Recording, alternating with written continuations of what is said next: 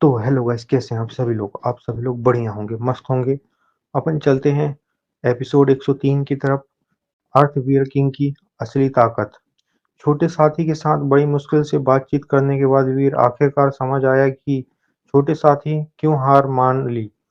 इस बार सच में कोई रास्ता नहीं था, क्योंकि अगर छोटा साथी हार नहीं भी मानता तो वीर खुद मान जाता, क्योंकि इस अर्थ वीर किंग की पहचान बिल्कुल साधारण नहीं थी। अर्थवीयर किंग डेथ माउंटेन रेंज का मूल निवासी नहीं था, वह ग्रैंड मेरिडियन माउंटेन के केंद्र में स्थित डार्क बीस्ट एम्परर से आया था। ग्रैंड मेरिडियन माउंटेन के बीचों बीच एक विशाल साम्राज्य था, जहां केवल डार्क बीस्ट रहते थे और वहां एक भी इंसान नहीं था। इसके अलावा डार्क बीस्ट एम्परर का शासन प्रबंधन भी बेहद व्यवस्थित था, चाहे राजनीति व्यवस्था हो या सैन्य व्यवस्था, सब कुछ बहुत व्यवस्थित था।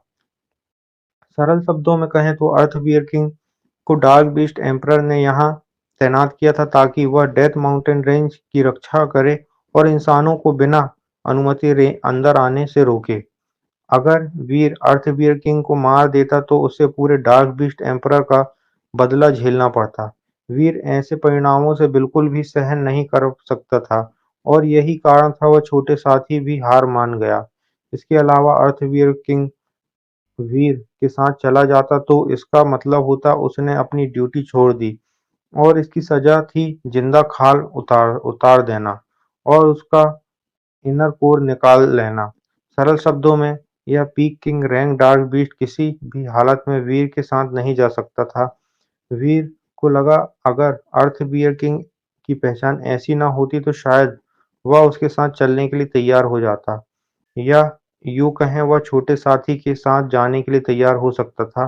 वीर को हल्का सा एहसास हुआ कि अर्थवीर किंग छोटी साथी के प्रति बेहद सम्मान दिखाता है। यह वही सम्मान नहीं था जो ग्रे और सिल्वर डर के कारण दिखाते थे, यह दिल से निकला हुआ असली सम्मान था। इससे वीर छोटे साथी की असली पहचान को लेकर बहुत उत्सुक हो गया, लेकिन वह चाहे जो हो, इस डार्क बीस्ट को अपने अधीन करना असंभव था। चाहे फिर वीर ज्यादा निराश नहीं हुआ। उसके स्वभाव के अनुसार अगर सफलता मिले तो अच्छा, ना मिले तो किस्मत। भले ही वह अर्थबियर किंग को वश में नहीं कर सकता, लेकिन वह उसके साथ अच्छा संबंध बनाना चाहता था। हालांकि अर्थबियर किंग मुख्य रूप से छोटे साथी की वजह से कर रहा था। वीर के अनुरोध पर अर्थवीर किंग ने उसे लड़ने के लिए सहमति दे दी, लेकिन उसकी आंखों में तिरस्कार छिपा नहीं था। अगर वह छोटे साथी की वजह से संयम न रखता तो शायद उसके चेहरे पर तिरस्कार नहीं बल्कि सीधा अनदेखा करना होता। वीर को इस तिरस्कार की कोई फर्क नहीं पड़ा। उसे पता था कि ग्रैंड मेरिडियन माउंटेन में केवल ताकत ही सम्मान दिला सकती है। वीर और अर्थवीर किंग की तुलना बिल्कुल विपरीत थी। अर्थवीर किंग एक छोटे पहाड़ जितना बड़ा था और उसके सामने वीर बेहद छोटा लग रहा था। इस बार वीर सीधे मुक्कों से हमला नहीं किया, क्योंकि वह जानता था अर्थवीर किंग की शारीरिक ताकत के सामने वह टिक नहीं सकता। इसके इसके बजाय उसने सोचा इस लड़ाई का इस्तेमाल अपनी तलवार तकनीक को निखारने के लिए करेगा। अर्थवीर किंग बस खड़ा होकर वीर को देख रहा था। वह खुद हमला नहीं कर रहा था, वह वीर के हमले का इंतजार कर रहा था। वीर ने समय बर्बाद नहीं किया। उसके शरीर की प्रोफाउंड एनर्जी अचानक उभर आई। उसके तलवार में सुनहरी रोशनी चमकी और उसने दूर से एक वार किया। यह सुनहरी ऊर्जा तलवार हवा को चीरती हुई अर्थवीर किंग की ओर दौड़ी। अर्थवीर किंग ने आंखों में आश्चर्य चमका। उसने तुरंत अपना पंजा उठाकर उसे रोक दिया। धड़ाम! एक विस्फोट हुआ। सुनहरी ऊर्जा उसके पंजे को भेद नहीं सकी, लेकिन उसके पंजों में खून का छेद जरूर बन गया। यह देखकर अर्थवीर का किंग का चेहरा गंभीर हो गया। उसने आंखों से पहले वाला तिरस्कार गायब हो गया। जब वीर ने देखा उसकी एनर्जी स्प्लिट स्पॉट तकनीक ज्यादा नुकसान नहीं पहुंचा पाई, तो उसने गहरी सांस ली। अब उसने पूरी ताकत लगा दी। उसकी स्वॉर्ड इंटेंट बाहर फैल गई और अर्थवीर किंग को घेर लिया। अर्थवीर किंग की आंखें सिकुड़ गई जब उसने वीर को हल्के में लेना बंद कर दिया।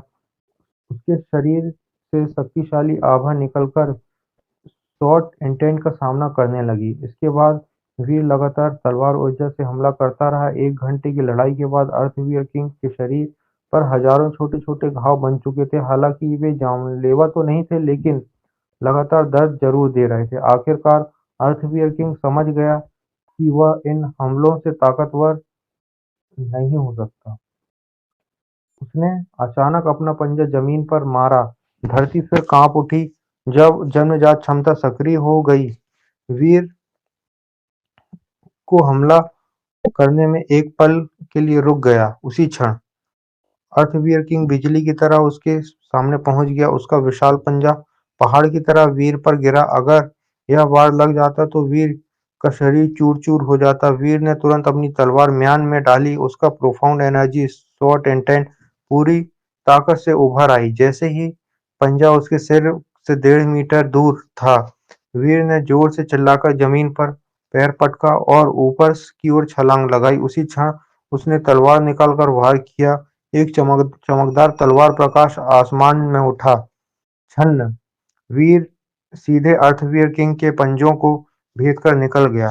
अर्थवीर किंग दर्द से गरजा, लेकिन उसने अपने शरीर को नीचे गिराकर वीर को कुचलने की कोशिश की। वीर ने बचने की कोशिश की, लेकिन इस बार वह पूरी तरह नहीं बच सका। धड़ाम! एक भयंकर टक्कर हुई। वीर एक काले प्रकाश की तरह उछलकर दूर जा गिरा, लगभग 100 मीटर दूर जाकर उसका चेहरा शरीर एक पहाड़ी की दीवार में धंस गया। यह देखकर वॉलेट मिंग घबरा गया। उसके शरीर से बैंगनी रोशनी निकलने लगी, लेकिन फिर उसने कुछ महसूस किया और उसकी रोशनी वापस समा गई। अर्थवीर किंग ने राहत की सांस ली। उसे लगा उसने शायद वीर को मार दिया है, लेकिन तभी पहाड़ की दीवार से अचानक एक आवाज आई। अर्थवीर किंग ने देखा, दीवार में बने गड्ढे से वीर का सिर बाहर निकल रहा था। उसकी आंखों में आश्चर्य फैल गया। इस यह इंसान अभी भी जिंदा है। वीर ने सच में जिंदा था, लेकिन उसकी ताकत बेहद खराब थी। जब उसे एहसास हुआ कि अर्थवीर किंग की ताकत को उस बहुत कम आंका था, उसकी ताकत नेदरवोल्फ किंग से कई गुना ज्यादा थी। इस टक्कर के बाद ऐसा लग रहा था जैसे उसके शरीर में सारी हड्डियां टूट गई हों। उसने अंदरूनी अंग भी उथल-पुथल हो गए थे। अगर पहाड़ की दीवार में बना गड्ढा दमघोंटू न होता तो वह वहीं रहना पसंद करता, क्योंकि जरा सी भी हिलने से उसे असहनीय दर्द हो रहा था। साफ शब्दों में पीक किंग रैंक अर्थवीर किंग के साथ इस टक्कर में वीर की लड़ने की पूरी क्षमता खत्म हो गई थी। तो गाइस, इसी के साथ एपिसोड को मैं यहीं एंड कर रहा हूँ।